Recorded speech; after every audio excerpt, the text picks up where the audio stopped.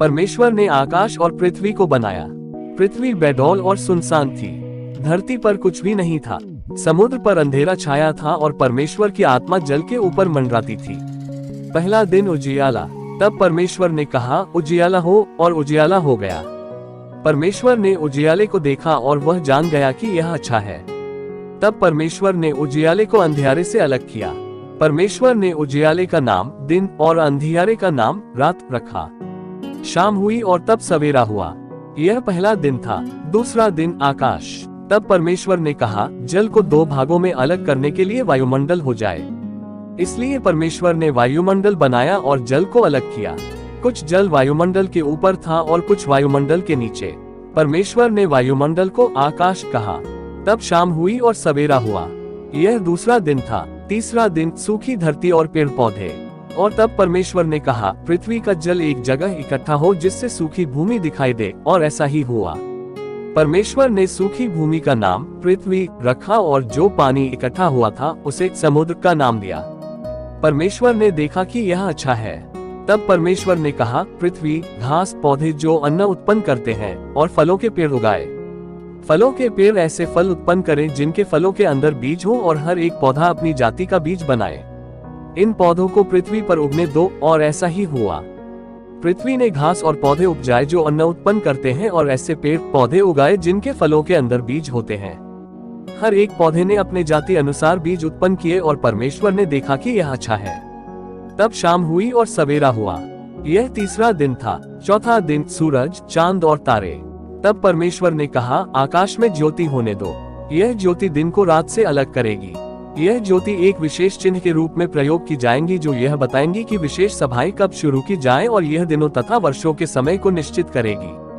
पृथ्वी पर प्रकाश देने के लिए आकाश में ज्योति ठहरे, और ऐसा ही हुआ। तब परमेश्वर ने दो बड़ी ज्योतियां बनाई। परमेश्वर ने उनमें से बड़ी ज्योति को दिन पर राज करने के लिए बनाया और छोटी को रात पर राज करने के लिए बनाया। परमेश्वर ने तारे भी बनाए। परमेश्वर ने इन ज्योतियों को आकाश में इसलिए रखा कि वे पृथ्वी पर चमके। परमेश्वर ने इन ज्योतियों को आकाश में इसलिए रखा कि वह दिन तथा रात पर राज करें। इन ज्योतियों ने उजियाले को अंधकार से अलग किया और परमेश्वर ने देखा कि यह अच्छा है। तब शाम हुई और सवेरा हुआ। यह चौथा दिन था। पांचवा दिन मछलियां और पक्षी। तब परमेश्वर ने कहा, जल अनेक जलचरों से भर जाए और पक्षी पृथ्वी के ऊपर वायुमंडल में उड़ें। इसलिए परमेश्वर ने समुद्र में बहुत बड़े बड़े जल जंतु बनाए। परमेश्वर ने समुद्र में विचरण करने वाले प्राणियों को बनाया। समुद्र में भिन्न भिन्न जाति के जल जंतु हैं। परमेश्वर ने इन सब की सृष्टि की। परमेश्वर ने हर तरह के पक्षी भी बनाए जो आकाश में उड़ते हैं। परमेश्वर ने देखा कि यह अच्छा है। परमेश्वर ने इन जानवरों को आशीष दी और कहा, जाओ और बहुत से बच्चे उत्पन्न करो और समुद्र के जल को भर दो, पक्षी भी बहुत बढ़ जाएं। तब शाम हुई और सवेरा हुआ। यह पांचवा दिन था। छठवां दिन भूमि के जीव जंतु और मनुष्य। तब परमेश्वर ने कहा, पृथ्वी हर एक जाति के जीव जंतु उत्पन्न करे। बहुत से भिन्न जाति के जानवर हों।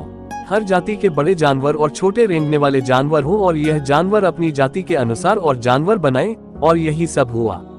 तो परमेश्वर ने हर जाति के जानवरों को बनाया। परमेश्वर ने जंगली जानवर, पालतू जानवर और सभी छोटे रेंगने वाले जीव बनाए, और परमेश्वर ने देखा कि यह अच्छा है। तब परमेश्वर ने कहा, अब हम मनुष्य बनाएं। हम मनुष्य को अपने स्वरूप जैसा बनाएंगे।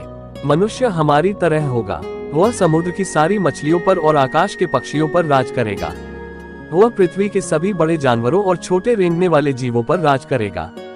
इसलिए परमेश्वर ने मनुष्य को अपने स्वरूप में बनाया। परमेश्वर ने मनुष्य को अपने ही स्वरूप में सृजा। परमेश्वर ने उन्हें नर और नारी बनाया। परमेश्वर ने उन्हें आशीष दी। परमेश्वर ने उनसे कहा, तुम्हारी बहुत सी संतानें हो, पृथ्वी को भर दो और उस पर राज करो। समुद्र की मछलियों और आकाश के पक्षियों पर राज करो।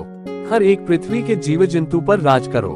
परमेश्वर ने कहा, देखो, मैंने तुम लोगों को सभी बीज वाले पेड़ पौधे और सारे फलदार पेड़ दिए हैं। ये अन्न तथा फल तुम्हारा भोजन होगा। मैं प्रत्येक हरे पेड़ पौधों जानवरों के लिए दे रहा हूँ। ये हरे पेड़ पौधे उनका भोजन होगा। पृथ्वी का हर एक जानवर, आकाश का हर एक पक्षी और पृथ्वी पर रेंगने वाले सभी जीव जंतु इस भोजन को खाएंगे। ये सभी बातें हुई। परमेश्वर ने अपने द्वारा बनाई हर चीज को देखा, और परमेश्वर ने देखा कि हर चीज बहुत अच्छी है। शाम हुई और तब सवेरा हुआ। यह छठवां दिन था। इस तरह पृथ्वी, आकाश और उसकी प्रत्येक वस्तु की रचना पूरी हुई। परमेश्वर ने अपने किए जा रहे काम को पूरा कर लिया।